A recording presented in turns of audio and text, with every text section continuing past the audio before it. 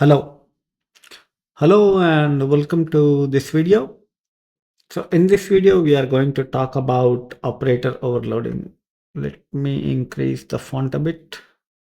So this is described in this URL doc.rust-hyphen-lang.org/std/ops/index.html. So we will learn what is operator overloading. Operator overloading is a technique by which you can invoke a custom function on two or one or more operands. So for example, let's say we add two integers, 2 plus 3, so that is 5. Similarly, we can implement a trait for two different objects. Let's say there is a struct A is there and struct, or let's say there is one struct which is given in the example. The struct is point. So we can add 2 points to obtain a third point. We can subtract 2 points to obtain a third point. Similarly, perhaps we can do cross multiplication to multiply 2 points to get a third point, like vectors. So you multiply two vectors or more vectors, you get a third vector. You can add vectors, you can do such operations. Similarly, you can think in terms of matrices. You have two structures representing matrices. You can perform addition, subtraction, multiplication, and so on. So that's the whole point of operator overloading, that you give certain meaning to operators like plus, minus, multiplication, and we will see the entire list. Don't worry about it. Now the question is, what is the use of operator overloading? Before we discuss that, let's consider where operator overloading comes in picture.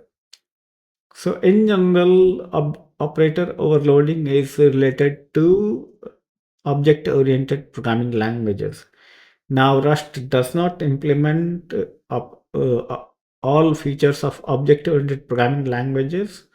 For example, it has no notion of inheritance. Okay, the effect of inheritance is to be achieved via composition in Rust. But Rust does implement operator overloading. Rust and Python implement in almost similar fashion. So languages like C or Java do not implement operator overloading. Even though Java is object-oriented programming language, it does not uh, provide the services of operator overloading. Although when you go into JDK, you can see that you can concatenate strings with plus operators. So at a JDK level, you do have operator overloading. So in Java, basically there are two types of programmers. One are those which are what you call JDK engineers or JDK programmers, and there are common programmers which are kind of inferior programmers. They can't do operator overloading. But let's not talk about Java. It gives me blood pressure. So now C++ overloads in a different way. That is, the signature of functions are different. And in Rust and Python, you have predefined methods, or in Rust traits, which you can implement to achieve the effect of operator overloading. So let's read through this description and then we will know. Overloaded operators. Implementing these traits allow you to overload certain operators. Some of these traits are imported by the prelude, so they are available in every Rust program. Only operators backed by traits can be overloaded. For example, the addition operator can be overloaded through the add trait, but since the assignment operator has no backing trait, there is no way of overloading its semantics. Additionally, this module does not provide any mechanism to create new operators. If traitless overloading or custom operators are required, you should look toward macros to extend Rust's syntax. So macros can be another way. Implementations of operator traits must be unsurprising in their respective contexts. Note that it says should be, keeping in mind their usual meanings and operator precedence. For example, when implementing mul, the operation should have some resemblance to multiplication and share expected properties like associativity. Note that ampersand and or operators are currently not supported for overloading. Due to their short-circuiting nature, they require a different design from traits for other operators like bit and. Designs for them are under discussion. Many of the operators take their operands by value in non-generic contexts involving built-in types. This is usually not a problem. However, using these operators in generic code requires some attention if values have to be reused as opposed to letting the operators consume them. One option is to occasionally use clone. Another option is to rely on the types involved, providing additional operator implementation for reference. For example, for a user-defined type T, which is supposed to support addition, it is probably a good idea to have both T and ampersand T implement the traits add T and add ampersand T, so that generic code can be written without unnecessary cloning. So those are the general guidelines. So one of the reasons that why Java does not provide operator overloading is the complaint in this, okay, in the second paragraph. According to James Gosling, programmers abuse operator overloading and they take undue advantage of operator overloading and things like that, but that's his personal opinion. So one example is given here. There are lots of examples. You can go to all these traits and find an example. So for example, consider the point structure. Before that, from ops, we have taken two traits, add and subtract, and point supports debug, copy, clone, partial equality. So it has two members, x and y, both 32-bit integers. Now you implement struct add for point. So the type output is self. Okay, that it will return self. Now function add takes two arguments, self and other, which is of type self, and returns self. Now what does it return? It returns the it returns after addition the two x coordinate and two y coordinates, and constructs a third object and returns it.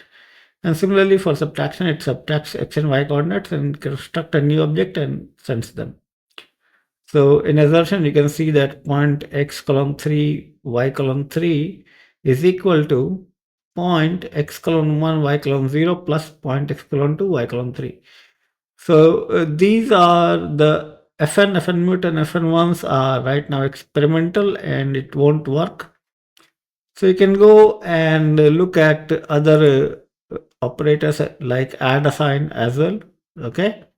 So what it does, and so similarly, you can go and look for others. For example, you can go and look at deref. Okay. So we will look at the examples now. Let me close this. So we have taken all the operators here, and the three traits are debug, clone, and copy for a structure num i32. So it is just a number. Now we implement add. So the output type is self, and the function add takes self and right hand side, which is also of type self, and returns the 0th member of, it's a tuple kind of structure. So it returns the addition of both and constructs num from that. Similarly for subtract, it constructs RHS from self. For multiplication, it multiplies. For division, divides. For remainder, uses percentage operator. For add assign, it uses plus is equal to. For sub assign, it uses minus is equal to. For mul assign, star is equal to, and so on. Bit and, bit or, bit xor, shift left, and shift right. Note that both take U32 as an argument as well. Now, similarly, we have bit assign, bit and assign, and so on. So you can go through the entire code by pausing the video. Maybe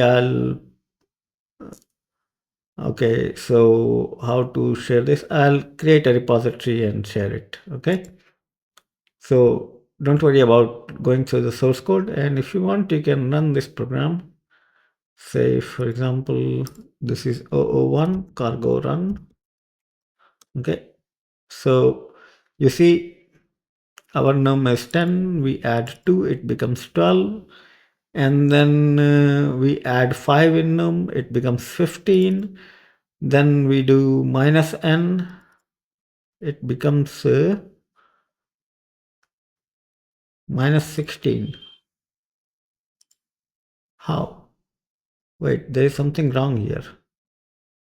This is num2, so this is 12, and this is plus is equal to, that is add assign. Okay, add assign should be 15. Add assign, right? So this is n. N is equal to num plus 5. Oh, this minus sign is here, right? That is why it is minus 15, and then it is not of that, so minus 16, and then it does bitwise and with 7, so it becomes 7, and then shifts twice to the left, so it becomes 60. So 1117 is this, so you shift left twice, so this becomes 7 to the 14 to the 28. So let me see, 2 4 6 8 8 4, sorry, this is 2 4 8 16. All right, that is 670. All right, 60, fine. And then we create a vector. We have v1 is equal to 10, and we print that, and then we have star n, that is 15. All right, so we don't need this actually. This is good, yes. So this should work. Yeah. Vector 1 might be for index, I believe. Yeah, this is for indexing that. Okay. Vector 1 was for indexing. Let's let it be there.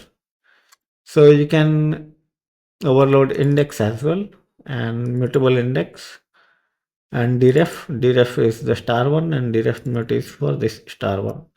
That is one example. The other example could be like what is given in the documentation. So we have two structures, foo bar and bar foo. We add for bar the trait. It takes bar and it implements for foo type. Okay, there are two structs here also, foo bar, and then we have foo bar and bar foo. So output type is foo bar in this case. Okay, so it takes self and takes bar. Okay, self means foo. So it takes foo and bar and returns foo bar. And similarly, this implementation is for bar, and it accepts a foo as a generic argument. So it takes, not generic argument, it will take any foo and it return bar foo. So if you run this, there are two implementation, one for foo plus bar, another for bar plus foo, because foo and bar are two different types. So we can go to 002 and see it in work, and let's run cargo run. So it prints that foo plus bar is foo bar and bar plus foo is bar foo. So with this, I will conclude the video here. Okay, and we'll see what the next video is. I have not thought about it. I'll decide, and there is plenty of time. It is every fifth day we get a video on Rust, so I'll decide and create another video on the next. Now, I hope that you are finding this video useful and informative, and your concepts you are getting clear, as well as if you have already studied operator overloading and other concepts in Rust, then you, or in other programming language, then you are fine. I hope that you are finding these discussion positive to reinforce your understanding. And in the end, I'll say that if you have not yet subscribed to the channel, then please subscribe, like the video, share the video as much as you can, so that your friends and colleagues and all those people whom you know can benefit from this. That is the whole idea of asking for this, and it also motivates me when people subscribe or make use of comment box. If you have questions, ask in comment box, and I'll be happy to answer your question. And if you like videos on certain topics, please make use of comment box, and I'll try to make videos on that topic. So thanks a lot for watching. Happy programming.